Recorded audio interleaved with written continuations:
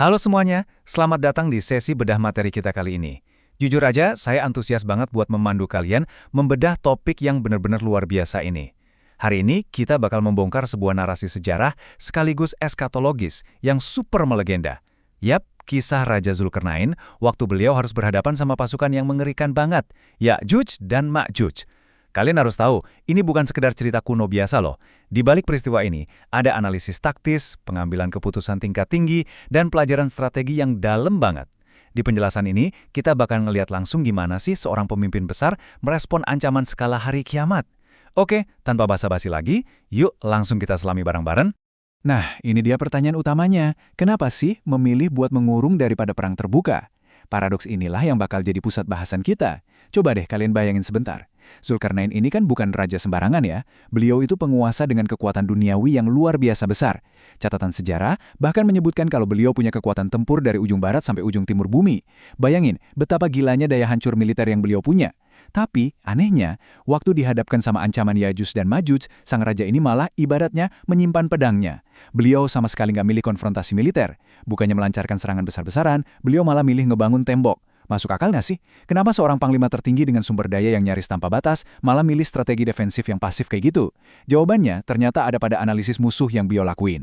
Oke, kita masuk ke bagian pertama, kekuatan fisik tak terukur.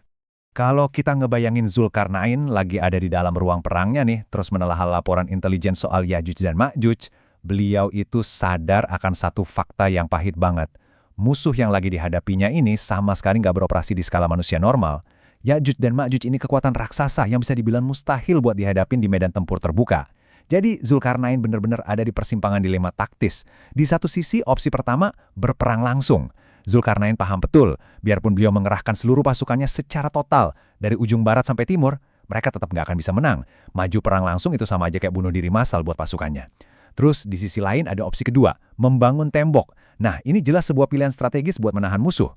Jangan salah, ini bukan tindakan pengecut loh, melainkan pilihan yang udah diperhitungkan matang-matang demi melindungi mereka yang lemah, dan pastinya ngasih amanan jangka panjang. Beliau rela menelan egonya sebagai seorang penakluk dunia demi rasionalitas pertahanan. Keren banget kan? Lanjut ke poin kedua, ilham penyelamatan masa depan. Usut punya usut, keputusan Zulkarnain ini ternyata nggak murni cuma didasari laporan intelijen militer atau hitung-hitungan logistik di lapangan aja. Strategi beliau itu dibimbing sama sebuah ilham spiritual yang dalam banget soal garis waktu nubuatan. Dan pemahaman ini otomatis ngubah total perspektif perangnya. Zulkarnain nggak cuma ngandelin fakta fisik, tapi beliau juga dapat petunjuk nubuatan. Gini dia logikanya. Bahkan tokoh-tokoh besar masa depan yang sangat dihormati seperti Nabi Isa dan Imam Mahdi, kelak cuma bisa memandu pengikutnya buat menghindar atau menyelamatkan diri dari Ya'juj dan Ma'juj. Nggak ada perlawanan. Nah, kalau tokoh-tokoh suci di akhir zaman aja nggak diizinkan buat melawan karena emang nggak ada satupun manusia yang sanggup menandingi kekuatan fisik mereka, ya wajar banget kalau Zulkarnain juga ngambil kesimpulan yang sama di zamannya dong. Intinya simpel, nggak ada tentara manusia yang bisa menang tempur fisik lawan mereka. Udah titik. Nah, dari situ kita masuk ke bagian ketiga, solusi perlindungan jangka panjang. Dihadapkan pada realita mengerikan kalau musuhnya itu benar-benar tak terkalahkan secara fisik, ditambah konfirmasi dari ilham tadi, Zulkarnain jelas harus nyari jalan keluar. Di saat pedang dan panah udah pasti nggak berguna, seorang pemimpin sejati itu dituntut buat muter otak, nyari solusi paling rasional buat nyelamatin rakyatnya, bukan malah ngejar kejayaan militer yang ujung-ujungnya hampa. Yuk, kita bedah langkah demi langkah dari keputusan brilian beliau ini. Langkah pertama, menerima realitas, perang terbuka mustahil dimenangkan. Percaya deh, ini tuh langkah paling berat buat seorang jenderal, yaitu mengakui batasan kekuatannya sendiri. Terus langkah kedua, mengubah prioritas. Fokusnya udah bukan lagi gimana cara ngehancurin musuh, tapi gimana caranya mengakhiri penderitaan warga. Dan terakhir, langkah ketiga, solusi finalnya adalah mengurung ancaman itu. Mengingat gak ada yang bisa ngalahin mereka, satu-satunya cara buat memastikan keamanan jangka panjang, ya cuma lewat karantina total. Beliau dengan cerdas ngubah strategi dari serangan yang mustahil menang, jadi pertahanan absolut. Sekarang kita masuk ke bagian keempat, fokus pada misi utama. Nah, keputusan ini ngubah nada cerita kita secara keseluruhan. Di titik inilah kita ngelihat pergeseran identitas seorang Zulkarnain. Dari yang tadinya dikenal sebagai raja penakluk dunia, menjelma jadi seorang pelindung yang berhadapan sama ancaman apokaliptik. Poin krusialnya ada di sini. Misi utamanya adalah melindungi orang-orang yang tidak berdaya. Demi mewujudkan misi mulia ini, beliau ngebangun sebuah mahakarya pertahanan, yaitu tembok raksasa dari campuran besi dan tembaga. Pemilihan materialnya aja udah nunjukin seberapa dedikatifnya beliau sama solusi yang sifatnya permanen. Tembok besi dan tembaga ini sama sekali bukan simbol kemunduran atau pelarian loh. Bukan, itu justru metode paling efektif, rasional, dan paling bertanggung jawab buat ngasih perlindungan jangka panjang buat masyarakat rentan. Jauh lebih baik ketimbang memaksakan perang heroik yang cuma bakal berujung pada pembantaian rakyatnya sendiri. Dan akhirnya kita sampai di bagian kelima, syarat bertahannya tembok besi.